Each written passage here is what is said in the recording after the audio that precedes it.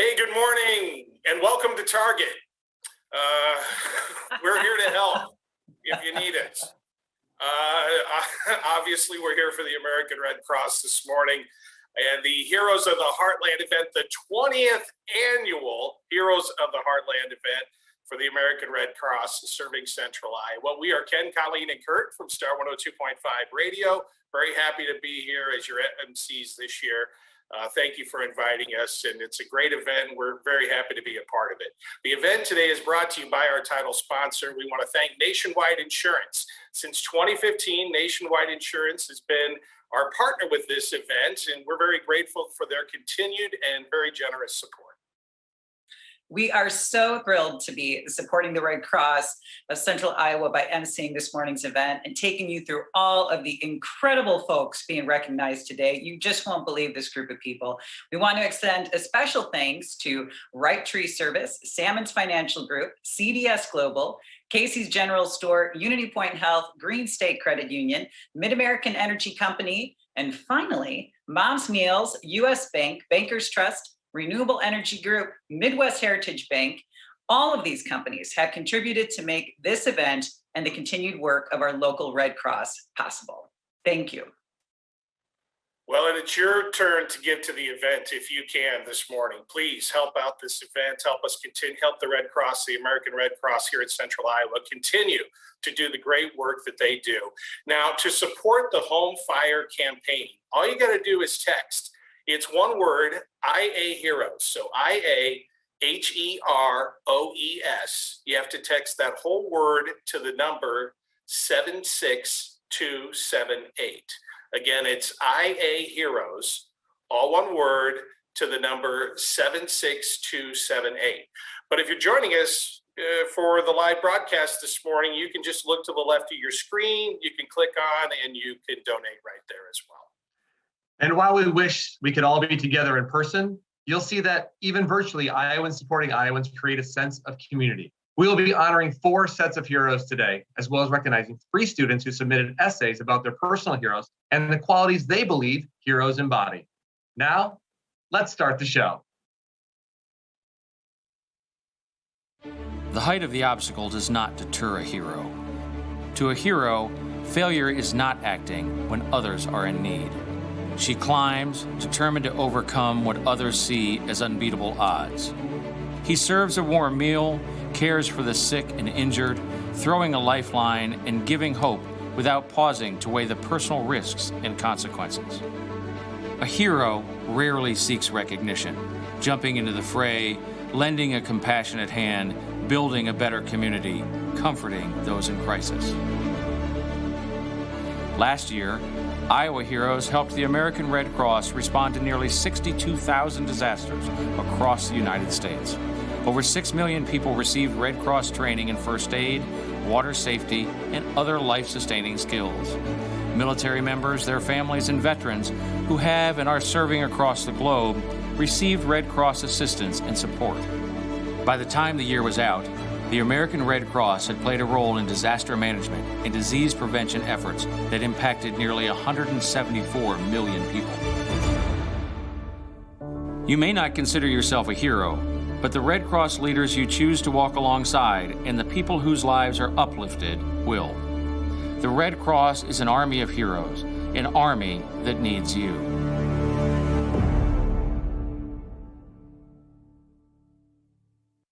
Wow. What an absolute incredible opening. It's so encouraging to see Iowans answer the call to help. And it's a reminder to each of us that even in our darkest moments, help can always be found. Yeah, that's the truth. And we are welcoming you again to Heroes of the Heartland. Don't forget, all you have to do is text IA Heroes, that's all one word, IA Heroes, to 76278 to make your donation. Yeah, 62,000 natural disasters across the United States in one year. I mean, how lucky are most of us to not have that happen to us or be a part of that, but it sure is nice to know that the heroes from the American Red Cross are there when you need them. Now to introduce our first honoree is the CEO of Nationwide. They, of course, are our title sponsor for this year's event. As a native Iowan, Kurt Walker saw the impact of the Red Cross as a kid, and it stuck with him. Now he serves as the American Red Cross Board of Governors. We would like to welcome Kurt, and thanks for helping us kick off our Heroes Tribute. Hello, I'm Kurt Walker, CEO of Nationwide. I'm also a native Iowan, raised on a Century farm in Algona. On behalf of more than 3,000 Nationwide associates in Des Moines, I'm pleased to welcome you to the American Red Cross Heroes of the Heartland event. It's wonderful to be back home, even if it is virtually. The impact of Red Cross is a lasting one. I first witnessed the work of the Iowa Red Cross on June 28, 1979.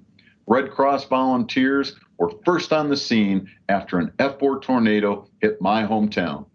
Seeing volunteers step up and serve is something I've carried with me all these years.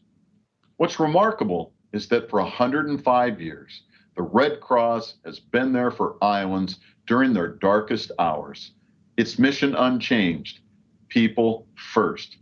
From home fires to floods to tornadoes and even derechos, the Red Cross is always on the scene. During the last year, the Red Cross provided support to 2,090 Iowans who suffered the effects of home fires, the most common disaster. Most of those services were provided during the COVID-19 pandemic. The Red Cross embraced new ways of providing services while remaining steadfast in its mission and dedication to Iowans. As a representative of Nationwide and a member of the American Red Cross Board of Governors, I'm always honored to speak at events that recognize local heroes and the impact the Red Cross has, especially in my home state during an especially difficult year. Let's start our program today by recognizing an individual who stepped up to serve. Please meet our first hero.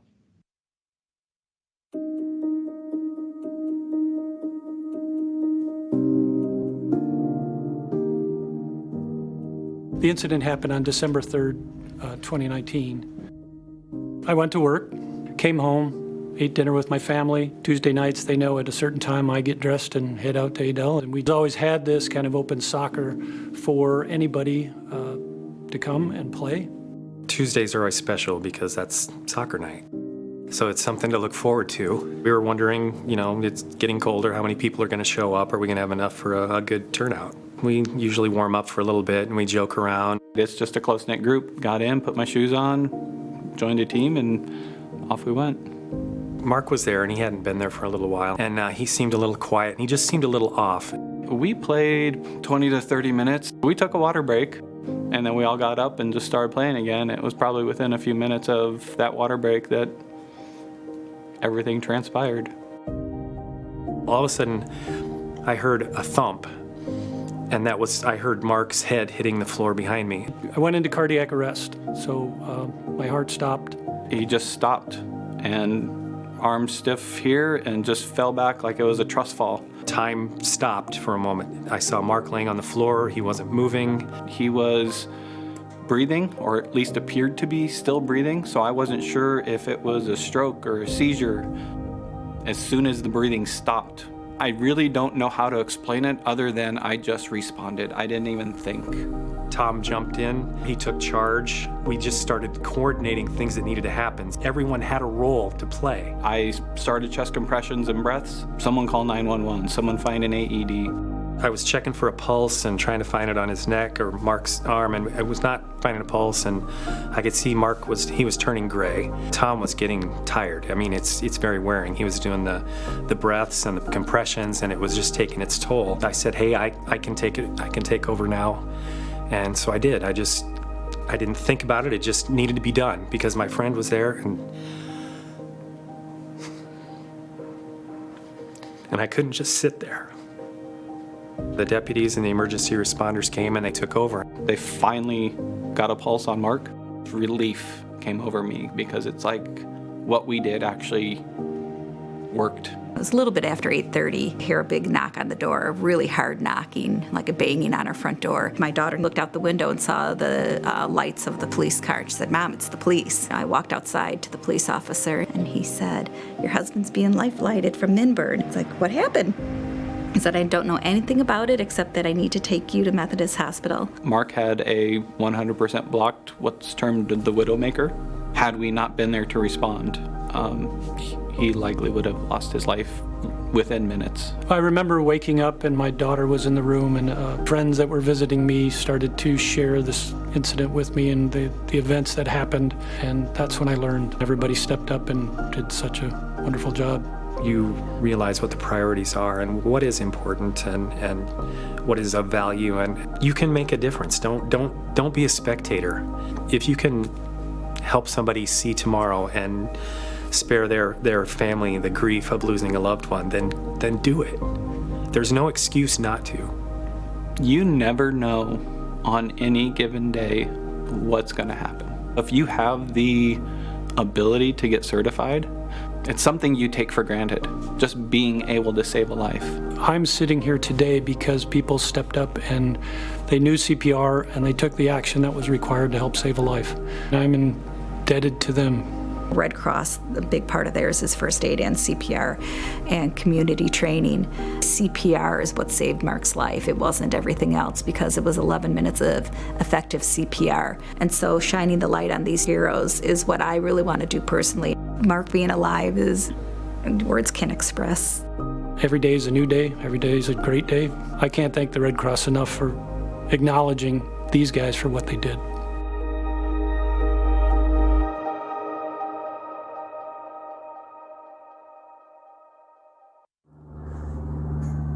This is me and my hero, Scott.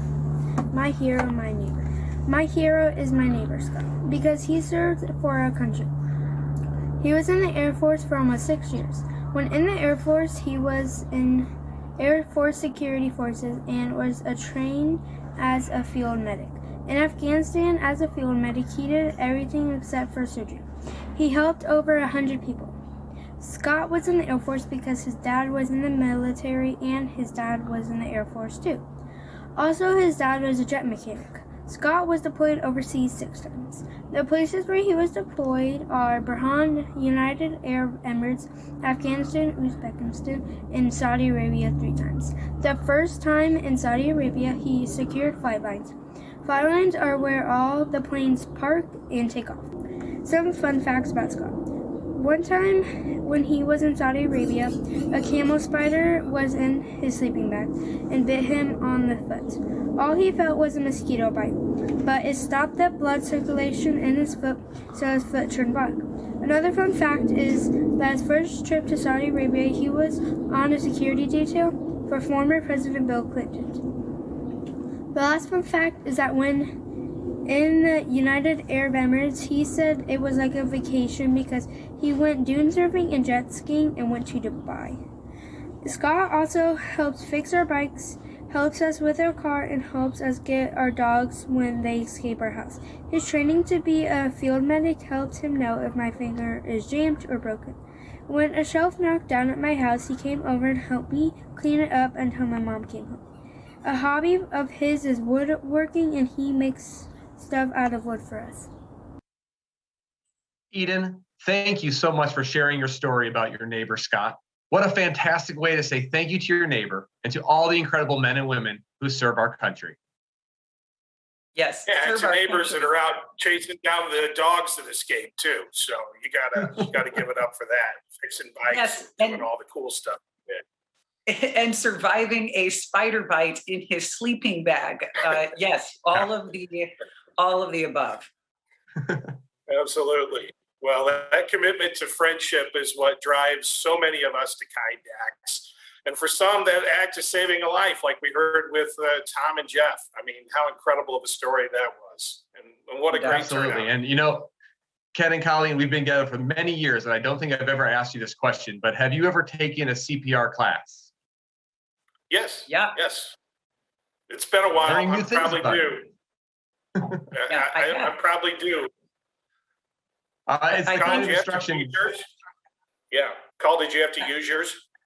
Yeah, I didn't, and I think that's the question: is would you have the presence of mind to put everything you learned into action the way that those guys did? I mean, 11 minutes of life-saving action is pretty incredible.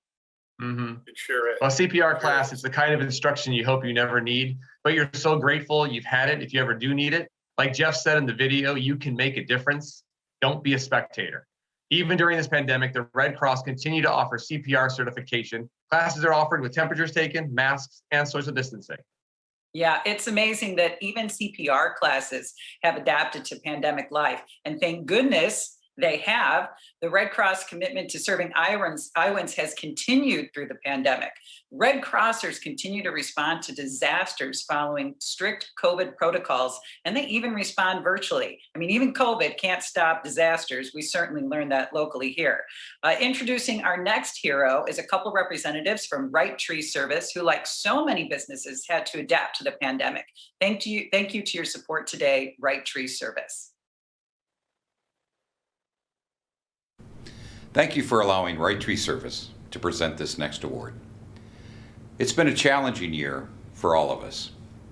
As an essential service, we had to quickly adapt to meet our customers' needs, to aid in the delivery of safe and reliable power to the communities we serve across North America. In the matter of a few short days, our entire company successfully went virtual. Our shared service staff began working from home, and new safety protocols were put in place for our field employees. 2020 was a record year for natural disasters and storms in North America. Our operations across our service territory responded to 7 named hurricanes, the derecho windstorm, ice storm, wildfires, and more. Our team were not the only ones to step up to the challenge of the past year. It is everyone being honored today.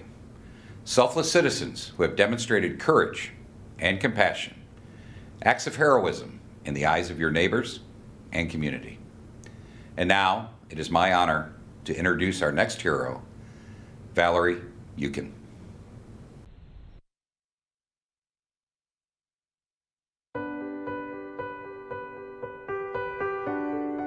I am from Sioux City, Iowa. After college, I joined the military, served 27 years there, had 3 tours in the Middle East, retired 2016. When I came back, I wanted to start working with people again. I found that there was a great need in the Siouxland area for Native families and children to find the resources and support that they need to be healthy. It's a high poverty area. We also see a lot of homeless individuals and at-risk families. Val was adamant about finding a space for the community to go. I am part Yankton Sioux. I have personally dealt with many of the systems that are tough to navigate through sometimes. When I started working with some of the families, I found them in some of the same situations that I was dealing with, and I understood the frustration level. It comes down to education, resources, and awareness to communicate what I knew to the people to help themselves. There's got to be a solution for the in-between. There's got to be a place where people can go where they can have a healthy environment and they can get well. There's a lot of different parts of the population that have a specific place that they can go to get help, access services, or for youth to come to, that type of thing. There wasn't a place for Native Americans. Val had emerged, as one of those people, one of those leaders that really stepped up and said, hey, I want to do something. I want to work with this community and try to make an impact, make things better. The Urban Native Center here, this just used to be an old American Legion building. Just by accident that this place came about, and I met with the owner and I said, I'll take it. Val opened the Urban Native Center, and what's really remarkable about that is that she funded it herself. There was no funding for that. There was no grants that were available, and I think that really speaks to her commitment and to the level of determination that she has to make a place.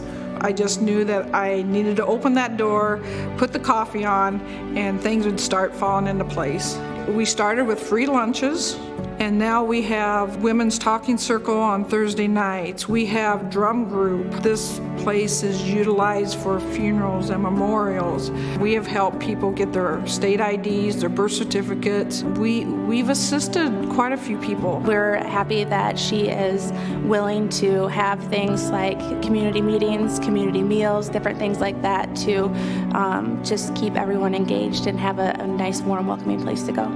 Val has been kind enough to host our community initiative for Native children and family meetings over here as well. Enough can't be said about what she's doing. There's not many people that you would meet that would pay out of their own pocket just so that members in the community could have that safe space to come and to learn and to grow. That's what this center really does. It meets people where they're at. They know they're safe here. They can come here.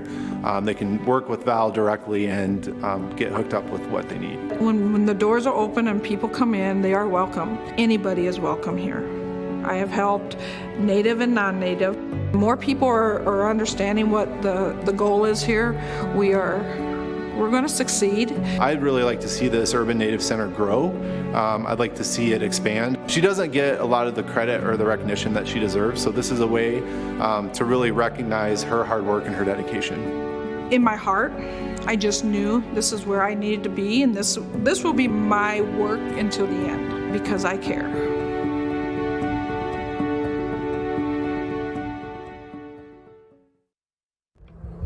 I think a hero is any person who is really intent on making the world a better place for all people. I think heroes are the best people ever. My grandpa is my hero because he would hold me tight, play with me, and he is in a better place now. He is the best hero ever. A reason my grandpa is my hero is he would always play with me and play board games. It was so fun. We would play Monopoly and watch TV together. I want to do that every day of my life, but I can't. A second reason is he would hold me tight when I'm sad, like when my dog passed away. He is the best hero ever. I wish I could see him every day and hug him and tell him how much I love him. I didn't want him to go. Lastly, he is in a really good place right now. He had a disease. He couldn't play with me or play board games. What I was going to say is I believe in him to get well in heaven. He is a fighter and he's believing in himself. If we get that money, we can buy flowers and stuff for him. He is the best hero to me ever. That is why my grandpa is the best hero to me. I love him so much. I will not forget the times I had with him. I think he is the brightness of my life. Just love that smile. Thank you so much, Ella. Your grandpas are heroes to all of us, and we are sure that your grandpa would be very proud of the person you are becoming. So thank you for sharing your story about your grandpa. And yeah, I want to play Monopoly all day too. That sounds every day. That sounds fun. Yeah, that's quite a legacy. Absolutely. And we want to mention Valerie, of course, too. What a story from Val. I mean, I love what she said about, I just figured if I opened the door and put on the coffee, things would work out and start to fall into place. And what a great attitude of, I'm not going to worry about why I can't do this. I'm going to find a way that I can. And, we really need people like Val, seeing a need, making the time, and her own financial resources, making that sacrifice to fill that need is just absolutely incredible. No kidding. And as Valerie mentioned, this is her work to the end, and we're going to succeed. And we are happy to sing Valerie's praises so she will be unsung no more. Yes, recognizing the work of people like Valerie and our next hero is what's truly great about events like this. We get to honor those who not only deserve the cheers, but also those who have previously gone unsung. In addition to recognizing wonderful people, we are also raising money for the American Red Cross Home Fire Campaign. Donations are used to prepare for, respond to, and help people recover from home fires.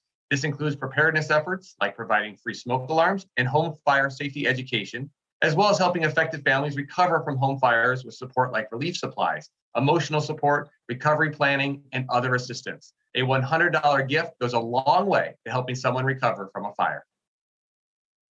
Yeah, it's such an important and life-saving campaign, and you can help the American Red Cross serving Central Iowa right now. Just text IA Heroes, that's all one word, IA Heroes, to the number 76278. You see it on your screen there. Text that whole word, just one word, IA Heroes, to the number 76278. And if you're joining us live this morning, you can just look to the left of your screen and you can click there to give as we are going through the rest of the broadcast today. So please do, if you can, make that donation to the American Red Cross serving Central Iowa. We're now ready to welcome to our Zoom stage Salmon's Financial Group. They're here to introduce our next hero. Hello, I'm Kevin Wakey with Salmon's Financial Group. We are proud to support the annual American Red Cross Heroes of the Heartland. We all know 2020 was a year to remember, when heroes moved beyond emergency services and rescue personnel to include essential workers. We have a few here at Salmon's Financial Group and throughout our community. People on the front line every day exposed to the risk of COVID. Nurses, doctors, hospital staff, and teachers. Truck drivers, delivery workers, and others who tirelessly work to ensure that shelters and food pantries are well stocked. At Salmon's Financial Group, we maintained our community outreach programs in 2020, and we offered employee volunteers to service projects, and we continue to provide the critical dollars necessary to keep many nonprofits working. Through our employee-based community involvement committee, we seek opportunities to meet the needs of the underserved. It is why we support the American Red Cross, and we applaud the Heroes campaign.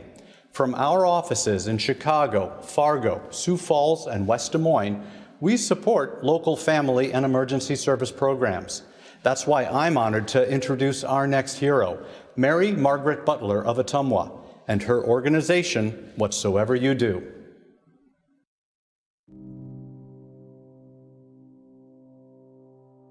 My name is Mary Margaret Butler, and I am from Ottumwa, Iowa. I am the director and the founder of WYD. Whatsoever You Do is a nonprofit which is made up of individuals, organizations, and churches that are coming together to help the less fortunate in Wapello County. And the reason why we feel like we need to do this is because there are so many organizations and so many places that help people, but a lot of people fall through the cracks, and that's the people that we focus on. We started this about 8 years ago. What we did was put this online where we wanted to help people because we're talking about how much time we wasted on spending on Facebook, scrolling and doing nothing. So we thought, why don't we do something that's going to make a difference? We help people with basic needs when it comes to furniture, things, beds, things like that. One of our biggest things that we're dealing with now is the homeless. Right now, there are no actual homeless shelters in Southeast Iowa. There is crisis centers, but there is no homeless shelters in Southeast Iowa. Mary Margaret asked me to come on board a couple of years ago when she was just getting this started. It's grown from a rental house that she was putting homeless people in. They gave up the house and they ended up buying this. This church has been sitting here for about 2 years empty. I walked into this place, I was like, wow, this is it. And it's a great building. It's old, needs a lot of work, has a lot of character, and I think it's going to be perfect. We want to have specific sleeping rooms for women and children. They can get clothes for interviews. We're going to be able to teach them different skills for that. We are going to have computers here. We're going to help them do resumes. We're going to be getting them on their feet again. And they can stay as long as they give 100% back. If they want to make it, if they want to get back in the world and learn what to do to become self-sufficient, then we're willing to give 100% back. Well, I had some bad luck, so I ended up in the street. Mary Margaret met me at the park, and they found out that I needed some help, and so they bought me a tent, and they bought me a cot, and they bought me a sleeping bag. She, just a great gal, she was telling me that that was her ministry, that her and her husband were helping people that were homeless, and that one day their goal was to have a shelter. And here they are now. Their dreams are coming true, and God has provided for them.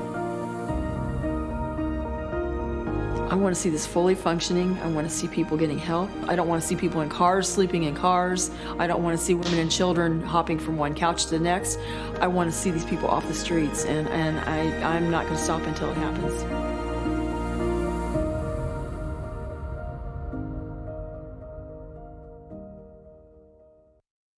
On January 3rd, 2003, a little girl was born in Stockholm, Sweden. Her name is Greta Thunberg. At 17, Greta has already won Times Person of the Year and Glamour Award for the Revolutionary, which honors extraordinary and inspirational women. Most people don't know that Greta has Asperger's, which is a form of autism. Although some people doubt, Greta believes that climate change is happening, and although people try to get the best of her, she will not go down without a fight. After being depressed for several years, her climate change project is what has brought light into her life and will keep her going. For kids to have someone to look up to and see that their voice does matter is really inspiring. Young people have to live with the consequences that climate change will cause. With Greta, I believe that our world will be a better place in the future if we fight. Greta talks about climate change along with adults twice her age. With someone so young fighting for the future, it really inspires me. That is why my hero is Greta Thunberg, a 17-year-old climate activist who will fight for what's right. Thank you for that special tribute. My name is Leslie Schaefer, and I'm proud to serve as the Executive Director of the Central Iowa Chapter of the American Red Cross. We're coming to you today from the Civic Center in downtown Des Moines. It is wonderful to be with all of you, even if it is virtually, because we've come together to recognize Iowans who saw community needs and lives to be saved and stepped up. I want to thank Ken, Colleen, and Kurt for serving as MCs, and Star 102.5 for serving as today's media sponsor. Star 102.5 has been very helpful in spotlighting this event, and we appreciate your partnership. We are fortunate to have so many to extend our thanks to this year. We want to extend a special thank you to Kurt Walker for your words of support and to Nationwide for being the title sponsor of this event. Since 2015, we've been so pleased to be partners with you on Heroes of the Heartland. It would be an understatement to say that this year has been unlike any other. The difficulties felt by Iowans during the disasters of the past year were met by the dedication of our Iowa Red Cross volunteers. Due to COVID-19, the way we respond to disaster events had to change. But the reason why Iowans put on the red vest when called never altered. Over the past year, Red Cross disaster response volunteers assisted in 604 home fires. They provided comfort in the form of safe shelter, meals, and personal items like toothbrushes and blankets to affected individuals. Obviously, one of the greatest comforts in a disaster is a smile, a touch of the hand, and a hug. And though COVID-19 prevented those comforts, our volunteers are still able to meet the immediate needs of their community members. This incredible and necessary work is why money raised through this event will benefit the American Red Cross Home Fire Campaign.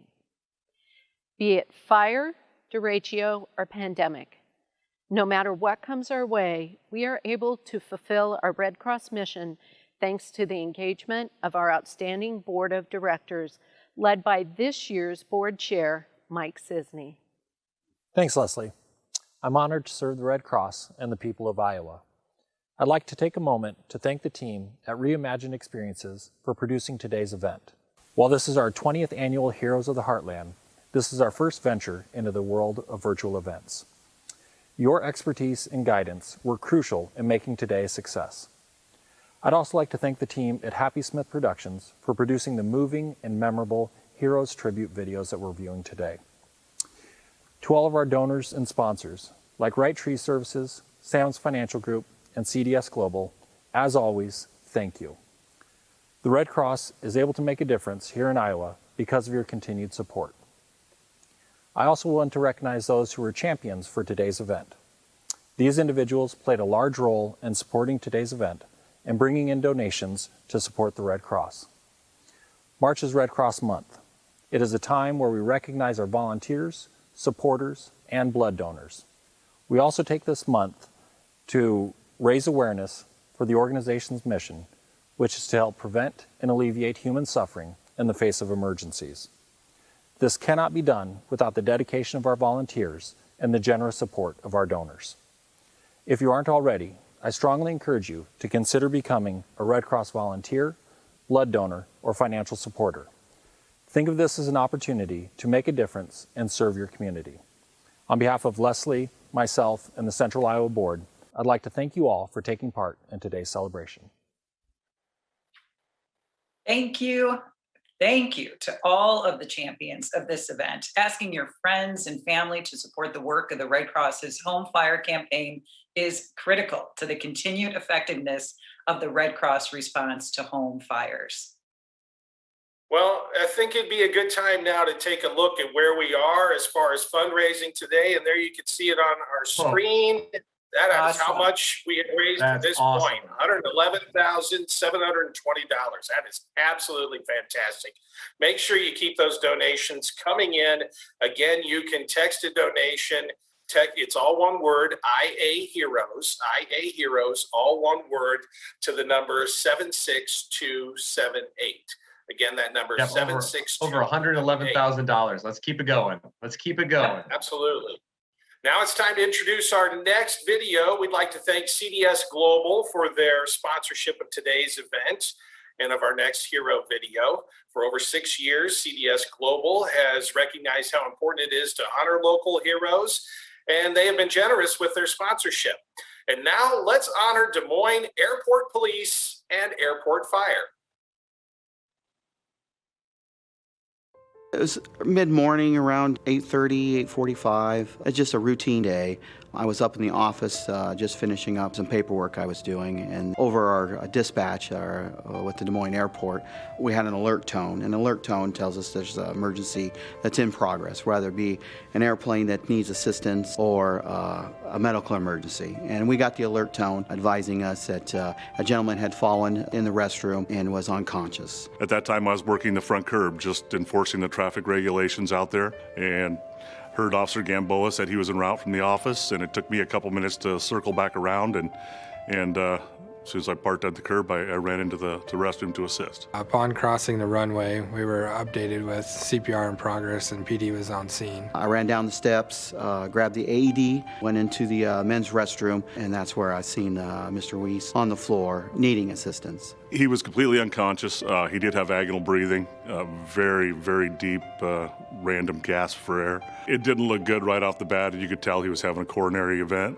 After the AED was put on, it advised not to shock him, but advised to start CPR, so that's exactly what we proceeded to do. Officer Gamboa was doing compressions. I remember telling him, hey, if you get tired, because I think he'd done at least 3 rounds of the 30 compressions. I was ready to give a breath with the mask, and Vic kept going on the compressions, and then the airport fire arrived, so we just kind of pulled back and let them do what they do. So we started assessing breathing. We got the patches on him, and I was checking for a pulse, and I thought I felt something, and so I asked someone else to jump in there and give it a second check as they got the airway stuff together, got it out, and was getting it on him, and about that time he really started picking up, and you could feel the pulse, and his breathing slowly started coming back. The gentleman came back. His color came back. He was able to take his own breathing. He was transferred to Des Moines. We assisted them once we turned him over to him. They got him on the cot, and he was looking around and talking at the time. And so in just a matter of a few minutes, he went from dead to he was coming back. Both of these departments, the police department and the aircraft rescue fire department, are a vital part of the airport team. They functioned as a team, and they saved a man's life. Whether you're a junior high kid who wants to be a lifeguard or be a babysitter, or if you're a new parent and you have kids, it doesn't take that long to learn CPR. It doesn't take that long to learn how to use an AED machine. The most important part of the job was early recognition and early CPR. The law enforcement had the biggest hand of anybody in saving this man's life. I'm sure none of them consider themselves heroes. They will tell you, I'm sure, they were just doing their job. I was just very proud of the way they responded and the way they interacted together. They did a great job. I'm glad that we were there, that we had the skill. It saved a life that day. Wow. Just wow. To save a life like that, just incredible. Thank you so much, Des Moines Airport Police and Fire, for the actions you took that day and every day to keep us safe as we travel. Yeah, absolutely. I mean, you just think you're headed for a trip, maybe to see some loved ones or have some fun, and your whole world changes, and people like that there to make sure that you get to live through the day and continue on with your life and all the good future ahead of you. So it's fantastic. We'd also like to thank folks who've given to Heroes of the Heartland today. And, you know, people like Becky Greenwald there you see on your screen. We had James Griffith, Julia Groom, also ITA Group, Renewable Energy Group, Jonathan Hicks, Lisa Horton. Thank you. So many of you, all of you, who have continued to support the American Red Cross here in Central Iowa. And you can still do that. Just make sure you text, it's again, one word, IA Heroes. IA Heroes to the number 76278. I believe you see it on your screen there. Text IA Heroes to the number 76278, and you'll be contributing to all the great things the American Red Cross does. Yes, and we've certainly seen so many examples of that this morning. Thank you again to Nationwide and all of our sponsors for supporting this opportunity to honor local heroes.